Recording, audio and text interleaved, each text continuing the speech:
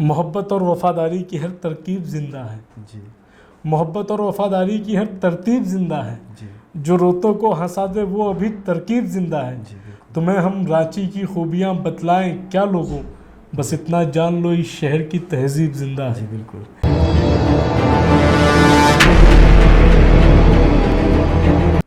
नमस्कार दोस्तों, स्वागत है आपका द न्यूज़ मिर्ची सीधी बात तीखी बात में।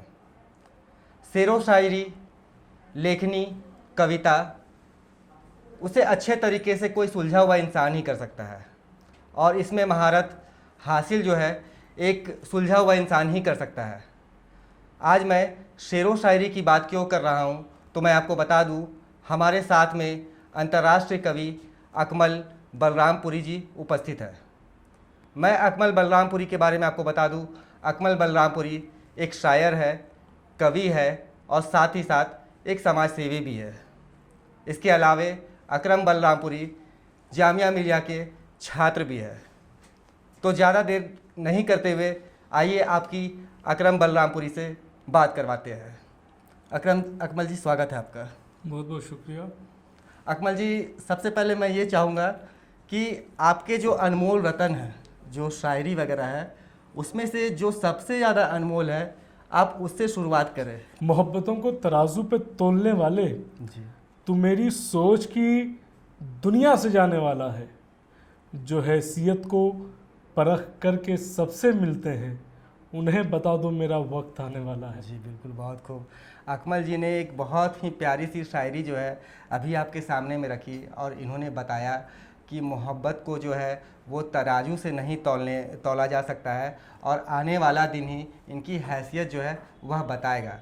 हम बढ़ेंगे अपने इंटरव्यू सेशन की ओर, और सबसे पहले अकमल जी, मेरा ये सवाल होगा कि आप रांची आए हुए हैं और रांची से जुड़ा यहाँ के लोग जो है वह चाहते हैं कि क्या फीडबैक है जो बाहर से आए हुए हैं, जो भी आए हुए हैं, तो रांची आपको कैसा लगा, यहाँ के लोग कैसे हैं? देखिए, रांची शहर जो है मुझे तमाम शहरों में इसलिए भी प्यारा है क्योंकि ये एक अच्छा सा, खूबसूरत सा, और समझ लीजिए कि बहुत कम दायरे में फैला हुआ ये शहर है। तो यहाँ पे मैं अगर किसी से भी मिलना चाहता हूँ तो मुझे लगता है कि आधे घंटे के अंदर मैं उससे मुलाकात कर लूँगा।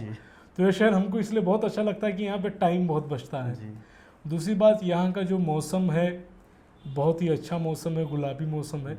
यहाँ के लोग बहुत अच्छे हैं, यहाँ के लोग बहुत मेहमान नवाज होते हैं। मैं इससे पहले भी कई बार आया हूँ प्रोग्राम्स में, तो इसलिए ये सब मिला करके अगर देखा जाए तो रांची एक खूबसूरत सा शहर है। और मैं जब भी यहाँ पे आता हूँ तो मैं कम से कम 1-2 दिन स्टे करता हूँ क्योंकि ये शहर मुझे बेहद पसंद है।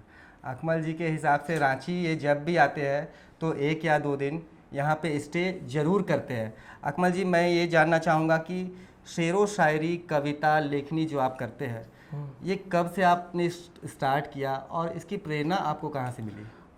मैं बस जब मैं पढ़ता था तो मुझे याद है, मैं जब 8वीं क्लास में था तो अलीगढ़ में मैं था। उस वक्त तालीम मेरी चल रही थी जी। 8वीं क्लास में मैं था, मैं 7वीं 8वीं क्लास में। तो वहाँ पे एक किताब की दुकान थी, मकतबा जामिया। तो उस किताब की दुकान पे मुझे एक शायरी की किताब मिली जी। जिसका टाइटल था काश में तेरे हंसी हाथ का कंगन होता। जी। तो जब मैं वहाँ पे गया, वो मैंने शायरी की किताब ली, पहले दिन ली, तो मैंने जब पढ़ी तो मुझे बहुत अच्छी लगी। जी। तो वो किताब क्योंकि 60 रुपये की किताब थी जी। और वो जो है हमको 60-70 रुपये महीने के खर्चे मिलते थे उस टाइम पे। तो फिर मैंने दुकान वाले से बात की कि ऐसा करते हैं कि आप हमको जो है कुछ मौका यहाँ पे दे दिया करें। तो उन्होंने हमको असर से मगरिब का जो वक्त होता था, शाम का वक्त खेलने का, उन्होंने हमसे कहा आप इस वक्त आके पढ़ सकते हैं। तो मैंने 3 साल तकरीबन जा कर के वहाँ पे पढ़ी। तो मैंने लिटरेचर की बहुत किताबें पढ़ी। तो फिर वहीं से शौक ये मेरा शुरू हुआ जो आज यहाँ तक आके। ऐसा माना जाता है अकमल जी कि शायर जो होते हैं वो दिलझले होते हैं, उनका दिल कहीं ना कहीं टूटा हुआ होता है। हाँ। तो ऐसा कुछ आपके पीछे भी है क्या? नहीं, ऐसा कुछ नहीं, लेकिन हाँ ये बात सही, लेकिन दिल ज़रूरी नहीं है कि आदमी जो है दिल किसी का जो है मोहब्बत ही में जला हो। किसी का घर वाले भी जलाते हैं दिल, किसी का पड़ोसी बहुत जलाते हैं। तो कई तरह के हाँ कई सारे दोस्त होते हैं जलाते हैं दिल। तो वो कई तरह की चीज़ें हैं। तो वो कहते हैं ना कि इश्क जो है ज़रूरी नहीं है कि किसी सिनफ़े नाजुक से हो। इंसान वो अपने वतन से भी बेपनाह मोहब्बत कर सकता है। तो ये ज़रूर है कि कोई ना कोई रीज़न होता है, लेकिन मेरे पीछे खैर ऐसा कोई रीज़न नहीं है। हमको तो बस ये समझ लीजिए कि मेरा घराना जो है वो कोई भी मतलब दूर दूर तक कोई शायर नहीं है। मैं ही पता नहीं कैसे घर वालों को लगता है कि मैं निकल गया शायरी के फील्ड में, लेकिन जो भी है तो ये ऐसी कोई बात नहीं कि तो घर से कितना सपोर्ट मिल पाता है आपके इस फील्ड को लेकर के? घर से तो बहुत, अब तो बहुत सपोर्ट मिलता है। शुरू में तो अब्बू वगैरह बड़े खिलाफ थे, हमारे घर वाले सबकी, ये सब क्या रोक पाल लिया है।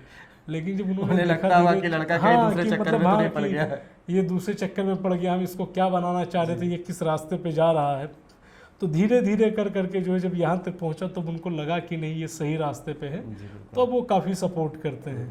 तो जैसा कि अकमल जी ने हमें ये बताया कि यह कोई ज़रूरी नहीं है कि कोई शायर जो है वह दिलजला हो, वतन से मोहब्बत हो, वो वतन से मोहब्बत करने वाले भी शायर बन सकते हैं। किसी और भी बहुत सारे रीज़न्स होते हैं, या अपना शौक़ भी होता है, उसके वजह से भी शायर बनते हैं। अकमल जी, बढ़ेंगे दूसरे सवाल की ओर। जैसा कि आप जामिया मिलिया के छात्र भी हैं, और जामिया मिलिया अभी पिछले कुछ दिनों से काफ़ी कंट्रोवर्सीज़ में भी रहा है, एनआरसी, सीए, एनपीआर के विरोध को लेकर के। तो बहुत से मतलब जामिया को तो आज के डेट में मतलब आतंकवादी ही कहा जा रहा है। तो कैसा लगता है ये सब चीज़ जब आप लोग सुनते हैं? दरअसल देखिए, जामिया जो है कि एजुकेशन का एक गहवारा है, एक हब है। तो जो लोग ऐसा बोलते हैं, बहुत सारे लोग, मैं भी बीच में सुनता रहता हूँ जी, तो ये सारे लोग समझ लीजिए इनकी मानसिकता खुद जो है आतंकवादियों टाइप की होती है जो ऐसा बोलते हैं। क्योंकि जिस जामिया पे ये इल्ज़ाम लगाते हैं उसी जामिया से हॉकी प्लेयर गगन अजीत वहाँ से निकले, वीरेंद्र सहवाग निकले, क्रिकेटर इतने बड़े, वहीं से शाहरुख खान ने भी पढ़ाई की, ठीक है, वहीं से जो है क्या नाम है बरखा दत्त जो जर्नलिस्ट हैं बहुत बड़ी, तो ये वहीं से जो है माइक्रोमैक्स के जो फाउंडर हैं विकास जैन, वो वहीं से निकले। तो आप खुद सोचिए कि अगर जामिया, अगर जो लोग कहते हैं कि नहीं वहाँ पे जो देशद्रोही पढ़ते हैं ये है, अगर ऐसे लोग होते तो क्या आपको लगता है कि कभी इतनी बड़ी बड़ी हस्तियाँ वहाँ से निकलती? ये तो अकमल जी एक इतिहास आप बता रहे हैं। अभी करंट का सिनारियो क्या है? करंट में अब उनके लिए यही एक सबसे जो करंट में जो इन लोगों ने बोला है, अगर जामिया देशद्रोहियों की यूनिवर्सिटी होती तो जामिया आज पहले रैंक पे नहीं आती। जामिया अभी आपने देखा होगा सर्वे जो हुआ है, इस वक्त जामिया जो है यूनिवर्सिटी में फर्स्ट रैंक पे आ चुकी है। तो हम लोग जो है हमेशा, वो लोग अगर पत्थर फेंकते हैं तो हम फूल से जवाब देते हैं। उन्होंने जितने इल्ज़ाम लगाए एनआरसी, सीए के दरमियान, हमने समझ लीजिए जब हमारी यूनिवर्सिटी की फर्स्ट रैंक आई तो हमने उनको जवाब दे दिया कि जामिया में बच्चे पढ़ते हैं, और वो बच्चे पढ़ते हैं जो आने वाले देश के फ्यूचर हैं, जो अपने वतन को निखारेंगे। हम वतन को निखारने और संवारने का काम करते हैं। जी बिल्कुल। तो जो लोग कहते हैं ऐसे, वो खुद मानसिक रोगी हैं। मैं बस अगर शायरी के माध्यम से कहता तो मैं ये चीज़ कह सकता था कि हालात से हम लोग डरे थे ना डरेंगे। जी बिल्कुल। जौहर के हरी ख्वाब को हम पूरा करेंगे, क्यों हमको मिटाने पे तुली है वो हुकूमत, हम बन के शमा हिंद की अजमत में जलेंगे, हर दौर में हर नस्ल की आन रहेगी, जामिया मेरे भारत की शान रहेगी। बहुत ही अच्छी शायरी अकमल जी ने अभी यहाँ पे बताई और आपको सुनाई। और जो मतलब जामिया को आतंकवाद का गढ़ कहते हैं, इनके हिसाब से इन्होंने जैसा कि जवाब दिया कि जामिया का एक इतिहास रहा है। अच्छे सेलेब्स जो है, बड़े बड़े सेलेब्स जैसे शाहरुख खान, बरखा दत्त और भी वीरेंद्र सहवाग वगैरह जामिया से निकले हैं। और अभी करंट के सिनारियों में जामिया नंबर 1 रैंकिंग कर रहा है। हम बढ़ेंगे दूसरे सवाल की ओर। सवाल से पहले अकमल जी मैं चाहूँगा कि हमारे दर्शकों को, जो छात्र है खास करके, उन्हें मोटिवेट करने के लिए आप एक अच्छा सा शायर जो है उन्हें शायरी जो है वो बताएं। मैं बस उनसे इतना कहना चाहूँगा कि ज़िंदगी में हमें कभी घबराना नहीं चाहिए। हमको हमेशा आगे बढ़ना है, लेकिन नई नस्लों में मैं कहीं ना कहीं देख रहा हूँ कि बहुत सारे लोग शॉर्टकट को लेने की वजह से गलत डाइवर्ट हो जाते हैं, गलत रूट पे। तो उनसे सिर्फ इतना कहना है कि गलत राहों पे जाने से ठहर जाते तो अच्छा था, किसी की याद में रोने से मर जाते तो अच्छा था। तो मैं अपना समझ के तुमसे मैं एक बात कहता हूँ, बड़ों की सरपरस्ती में संवर जाते तो अच्छा था, अना की चोटियों से देख में वापस चला आया, अगर तुम भी बुलंदी से उतर जाते तो अच्छा था, तुम्हारे कांधों पे इस मुल्क के फ्यूचर का जिम्मा है, नई नस्लों अगर तुम भी सुधर जाते तो अच्छा था। बहुत ही ज़्यादा खूबसूरत शायरी जो है यहाँ पे अकमल जी के द्वारा बताई गई और हमारे जो युवा है उन्हें मोटिवेट किया गया कि गलत रास्ते पे कभी नहीं जाना है, अपने बड़ों के सरपरस्ती पे ही अपनी ज़िंदगी जो है वह गुजारनी है। हम बढ़ेंगे दूसरे सवाल की ओर। अकमल जी, अभी देश का जो सिनारियो चल रहा है, सरकार अपनी दूसरी पारी खेल रही है, क्या लगता है कितना सरकार जो है देश को विकास की राह पे आगे लेकर के जा रही है, या देश के साथ क्या चल रहा है अभी? देखिए, आदम गोंडवी साहब का एक शेर था, उससे आप समझ जाएंगे। तुम्हारी फाइलों में गांव के मौसम गुलाबी हैं जी।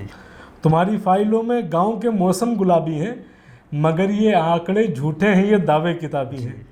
तो ये अगर देखा जाए तो जो इस वक्त मौजूदा सरकार है, तो अगर आप देखेंगे तो कहीं ना कहीं सारे दावे किताबी हैं और सिर्फ टीवी चैनलों तक महदूद हैं। इन्होंने रोज़गार की बात की थी, 2 करोड़ रोज़गार देंगे। आज स्टूडेंट जो पढ़े लिखे लोग हैं सब परेशान है। रोज़गार इन्होंने दिया नहीं बल्कि और छीन लिया है। ये पूरे देश को प्राइवेट सेक्टर में तब्दील करना चाहते हैं। ये पूरे देश को जो है बेचने की बिल्कुल तैयारी में लगे हैं। कभी लाल किला को किराए पे उठा देते हैं, तो कभी एयरपोर्ट को दे रहे हैं किसी के हवाले, तो कभी स्टेशनों को निजी हाथों में सौंप रहे हैं।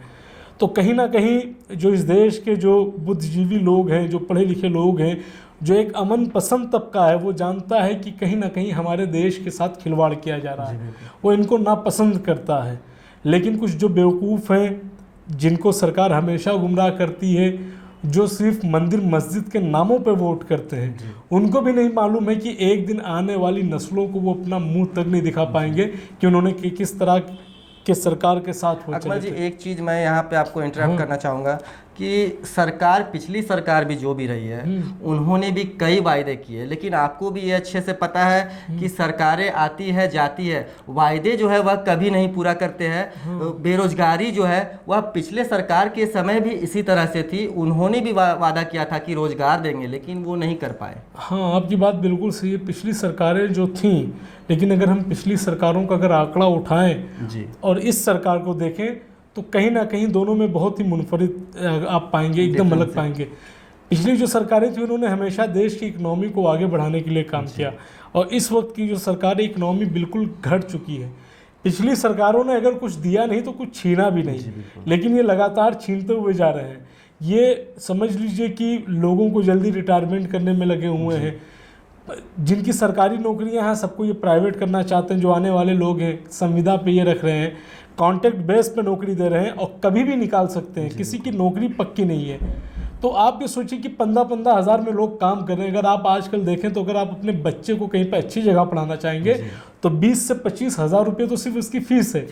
तो जब आप ये काम आप ले रहे हैं, ज़्यादा सैलरीज कम दे रहे हैं, युवाओं को रोज़गार मिल नहीं रहा है, तो हमने सोचा था कि ये सरकार कुछ बेहतर करेगी, इसीलिए लोगों ने वोट दिया था। लेकिन मुझे लगता है कि कहीं ना कहीं ये सरकार भी पूरी तरीके से नाकाम साबित है। आज हमारे देश के सारे किसान वो बार बार कह रहे हैं कानून वापस ले लो। ये कहते नहीं हम किसानों के हक की बात कर रहे हैं। आप ये बताइए कि किसानों को अपना हक ज़्यादा पता है कि इनको पता है? जो कभी खेत की शक्ल नहीं जिन्होंने देखी है, वो आज किसानों के हक की बात कर रहे हैं। मैं बस इतना कहना चाहूँगा कि राम के नाम पर शैतानों के लश्कर देखे, अपने सीनों पे तेरे नाम के खंजर देखे। कल जिन्हें हमने मोहब्बत से लगाया था गले, आज उन आँखों में नफरत के समंदर देखे। ये तेरा जुल्म मिटा करके तुझे छोड़ेगा, हमने तुझसे भी बड़े वक्त के हिटलर देखे। जी बिल्कुल। लेकिन आपने ये जो शायरी कही है अभी, तो ये शायरी मेरे ख्याल से सभी धर्मों के ऊपर फिट बैठती है। जी। ये ऐसा नहीं है कि किसी विशेष धर्म को ही आप कह रहे हैं।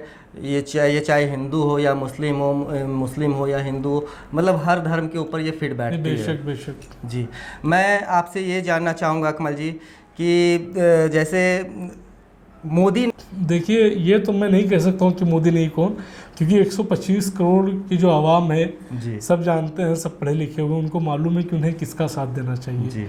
तो मैं बस इतना कह सकता हूँ कि लोगों के पास अपनी सूझबूझ है। कोई ऑप्शन आपके नज़र में है क्या? नहीं, मेरे नज़र में तो बहुत ऑप्शन है जी। ठीक है, मेरी नज़र में तो बहुत सारे ऑप्शन है। मैं तो चाहता हूँ आप प्रधानमंत्री बन जाए। बिल्कुल ठीक है। एक सहाफ़ी जो होता है, एक जर्नलिस्ट होता है, उससे बेहतर कौन समाज को देख सकता है। तो मेरी ख्वाहिशों पे आप मत जाइए। मैं बस इतना जानता हूँ कि आवाम जो है बहुत ही जागरूक है, बहुत ही जीती जागती भी है, एक अच्छा जहन रखती है आवाम। तो मुझे लगता है कि आने वाले वक्त में आप तब्दीली देखेंगे कि वो किसको लेके आते हैं। जैसा कि आप एक शायर हैं, एक कवि है, पहले जो मुशायरे होते थे, कवि सम्मेलन हुआ करते थे, और आज भी मुशायरे और कवि सम्मेलन तो हुआ करते हैं, लेकिन दोनों में डिफरेंसेस क्या है? देखिए, पहले के मुशायरों में आज के मुशायरों में बहुत फ़र्क है। जी। पहले शायर आते थे मुशायरों में, आजकल जो अगर आप देखेंगे तो 80% लोग तो शायरी करते ही नहीं जी। है। वो बहुत ही मतलब जो माहौल जो ख़राब हुआ है बहुत ज़्यादा हुआ है। अगर आप उनसे शायरी के कवानीन पूछेंगे, शायरी की शर्तें पूछेंगे, शायरी के कवायद ज़वाबित पूछेंगे, तरीक़ा पूछेंगे, तो मुझे लगता है कहीं ना कहीं वो जो है बहुत पीछे रह जाएंगे। लेकिन फ़र्क इसलिए भी आया क्योंकि पहले के जो ऑडियंस होते थे, जो मुशायरों में जो लोग सुनने आते थे, वो बहुत ही क्रीम लोग होते थे। वो लोग सोसाइटी के बहुत पढ़े लिखे लोग होते थे। पढ़े लिखे नहीं भी होते थे तब भी शायरी में सूझबूझ रखने वाले लोग होते थे। जब ऐसे तमाम लोग जब मुशायरों से गायब होने लगे, और जब समझ लीजिए कि ठेला चलाने वाले, रिक्शा चलाने वाले और भी बहुत सारे लोग जब मुशायरों में जब वो ऑडियंस के तौर पे आने लगे, तो बज़ाहिर सी बात है कि कहीं ना कहीं शायरी की सतह में भी बहुत फ़र्क आ गया। आज अगर आप देखें तो शायरी जो बहुत ही कम जगहों पर बेहतरीन मुशायरे होते हैं, जहाँ पे बेहतरीन शायर और बेहतरीन सामीन सुनने के लिए आते हैं।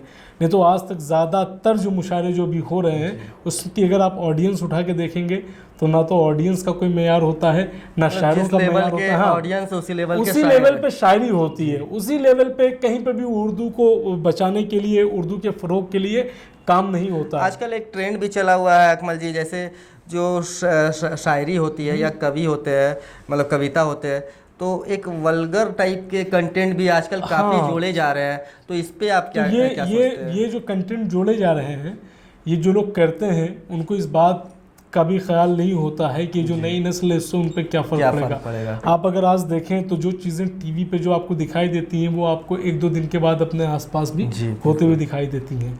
तो ऐसे जो लोग हैं, मैं तो यही गुजारिश करूँगा सरकार से भी कि ऐसे तमाम लोगों पर बैन लगाए जाएं, क्योंकि ये हमारी सभ्यता के साथ, हमारी तहजीब, हमारे कल्चर के साथ बहुत बड़ा खिलवाड़ किया जा रहा है। आज अगर आप टेलीविज़न अगर चालू कर लें, आप देखेंगे, आप अपनी फैमिली के साथ बैठ करके नहीं देख सकते। इसी तरीके से आज जो मुशायरों की अगर हालत अगर आप देखेंगे, तो आप ये देखेंगे कि मुशायरों में जिस तरह की गीतें और ऐसी चीज़ें लगाई जाती हैं, शायर पढ़ते हैं, जो कहीं ना कहीं फहाशी व उरियानियत को बढ़ावा देते हैं। तो ऐसे समाज में हर तरह के लोग होते हैं। तो आप देखेंगे तो बहुत ज़्यादा फ़र्क आ गया पहले के मुकाबले में। पहले शायरी होती थी, अब शायरी नहीं होती, अब मजाक होता है मुशायरों में। अकमल जी ने हमें बताया कि पहले जो शायर थे वो एक्चुअल में शायरी करते थे। अब जो शायरी हो रही है आज के डेट में, ये तहजीब जो है, जो संस्कृति जो है, वह धीरे धीरे ख़त्म होती जा रही है। और अकमल जी की भी यह गुजारिश है सरकार से भी और वैसे लोगों से भी कि हमारी संस्कृति को बचाए रखें। अकमल जी, आप रांची आए हुए हैं, तो मैं फिर से रांची के बारे में ही आपसे एक गुजारिश करना चाहूँगा कि रांची के मौसम और यहाँ का जो सिनारियो है, उसे देखते हुए अपने तरफ से कोई शायरी हमारे रांची शहर के लिए आप पेश करें। मोहब्बत और वफ़ादारी की हर तरकीब ज़िंदा है जी, मोहब्बत और वफ़ादारी की हर तरतीब ज़िंदा है जी, जो रोतों को हंसा दे वो अभी तरकीब ज़िंदा है जी। तुम्हें हम रांची की खूबियाँ बतलाएं क्या लोगों, बस इतना जान लो इस शहर की तहजीब ज़िंदा है। जी बिल्कुल, बहुत ही उम्दा शायरी यहाँ पे अकमल जी ने रखी और रांची शहर के लोगों के तहजीब के बारे में हमें बताया कि यहाँ पे इंसानियत वगैरह जो भी है वह अभी यहाँ पे ज़िंदा है। अकमल जी, मैं आपसे मतलब काफ़ी अच्छी चर्चा आपके साथ में हुई, आपने कई शायरी वगैरह यहाँ पे सुनाई। मैं चाहूँगा कि हमारे युवाओं को एक प्रेरणा देते हुए एक शायरी यहाँ पे आप बताएं और युवाओं को प्रेरित करें कि वे ज़िंदगी में कैसे आगे बढ़े और अपने परेशानियों से डरे नहीं। देखिए, युवाओं को चाहिए कि वो जो है सबसे पहले अपने बुज़ुर्गों की बात सुनें जी बिल्कुल, क्योंकि आजकल अगर देखा जाए तो कहीं ना कहीं जो है बहुत कट चुके हैं अपने बड़ों से, जिनकी सरपरस्ती में वो पहले चलते थे। क्योंकि देखिए, जब तक किसी की सरपरस्ती नहीं होगी कोई इंसान सलीके से नहीं चल सकता है। ज़िंदगी में किसी ना किसी की रहनुमाई तो बहुत ज़रूरी होती है। और जो हमारे बड़े होते हैं, क्योंकि उनको ज़िंदगी का एक तजुर्बा होता है, वो कभी गलत फैसले नहीं बताते हैं जी। तो ज़रूरी है इस बात की कि वो अपने बुज़ुर्गों को लेके चले, उनकी रहनुमाई में चले। दूसरी बात, उनको जो है अभी से तय कर लेना चाहिए कि उनको ज़िंदगी में क्या करना है और क्या नहीं करना है। जी बिल्कुल। क्या नहीं करना है तो पहले तय कर लेना चाहिए, और वो जो है अपना एक मकसद बनाए कि उनको तालीम के मैदान में बहुत आगे चलना है, उनको APJ अब्दुल कलाम बनना है, उनको तालीम के मैदान को हासिल में मेहनत करते हुए डॉक्टर जाकिर हुसैन बनना है, उनको मतलब बहुत आगे जाना है। वो IAS बने, IPS बने, PCS बने, ठीक है, अच्छे कोर्सेज में जाएं वो, ताकि वो जो है इस देश की तरक्की में भी पूरी भागीदारी ले, हिस्सा ले। दूसरी सबसे एक अहम बात बताना चाहूँगा कि हमारे जो युवा हैं वो कभी भी अपनी रिवायती तहजीबों को ना भूलें, क्योंकि अगर हम देखें तो पहले क्या होता था, अगर हम सिर्फ ज़ुबान के मामले में देखें, पहले हर घर में उर्दू की तालीम दी जाती थी। आज कहीं ना कहीं तमाम घरों से उर्दू, बहुत ही कम लोग हैं जो अपने बच्चों को उर्दू की तालीम देते हैं। जबकि अगर देखा जाए तो उर्दू सिर्फ ज़ुबान का नाम नहीं है, बल्कि एक तहजीब का नाम है। और जो कौमें अपनी रिवायती तहजीबों को भूल जाती हैं, उन कौमों में कभी इंकलाब नहीं आता, बल्कि उनमें हमेशा अज़ाब ही आता है। तो ज़रूरत है इस बात की कि हम जो है युवाओं को आगे बढ़ाते हुए हम उर्दू पे भी ध्यान दें, उर्दू को भी बढ़ावा दें, और उर्दू को ये समझ के ना पढ़ें कि ये सिर्फ मुसलमानों की ज़ुबान है, बल्कि हर धर्म के लोग, एक वक्त था हाँ कि हिंदू, मुस्लिम, सिख, ईसाई तमाम लोगों को उर्दू आते थे। लेकिन जब 1947 का बंटवारा हुआ, उसके बाद से मेरी नज़र में, ये मेरा नज़रिया है कि कहीं ना कहीं उर्दू के साथ सौतेला सलूक हुआ, उसको मज़हब के चश्मे से देखा गया। जबकि उर्दू जो है, मैं फिर कह रहा हूँ कि उर्दू ज़ुबान नहीं बल्कि एक तहजीब है। तो नई नस्लों को भी जो है इस तहजीब को फिर से पढ़ने की, सीखने की बहुत ज़रूरत है। बहुत सारी चीज़ें हमको मिलेंगी कि जो हमें बहुत अच्छी रहेंगी, जो हमारी ज़िंदगी में मशाल राह, एक रहनुमाई एक करेंगी। और बस इतना ही कहना है नई नस्लों से कि गुमराह ना हो। तो अकमल जी ने जैसा कि हमें बताया और हमारे युवाओं को प्रेरित किया, मैं ये देख रहा हूँ कि अकमल जी बड़े बुजुर्गों के तहजीब के ऊपर में सबसे ज़्यादा दबाव डाल रहे हैं, और ये चाहते हैं कि बड़े बुजुर्ग के जो तहजीब है उस पे ही युवा चले और उनके सरपरस्ती पे ही चले, तभी वे कामयाब हो पाएंगे। और युवाओं को अपना एम भी जो है वह भी सबसे पहले साधना होगा, उसे रखना होगा कि उन्हें क्या बनना है, और मुश्किलों से घबराना नहीं है, अपने एम को टारगेट करके आगे बढ़ते रहना होगा। साथ ही इन्होंने उर्दू ज़बान पे भी यह जोर डाला कि उर्दू ज़बान किसी विशेष धर्म की भाषा नहीं है। उर्दू पहले हर धर्म के लोगों के द्वारा पढ़ी जाती थी, सीखी जाती थी, लेकिन आज कहीं ना कहीं उर्दू जो है वह धीरे धीरे दबती चली जा रही है। उर्दू एक भाषा नहीं है और यह एक तहजीब है। अकमल जी, द न्यूज़ मिर्ची में आप आए और हमें काफ़ी अच्छी अच्छी बातें आपने बताई, इसके लिए आपका बहुत बहुत शुक्रिया। मैं ये चाहूँगा कि आप फिर से रांची कभी भी आए तो हमारे स्टूडियो में ज़रूर आए। धन्यवाद सर। सीधी और तीखी खबरों के लिए हमारे YouTube चैनल को सब्सक्राइब करें और नीचे दिए गए बेल आइकन को ज़रूर दबाएं। और साथ ही Facebook, Instagram, Twitter और हमारे वेबसाइट पे भी फॉलो करें।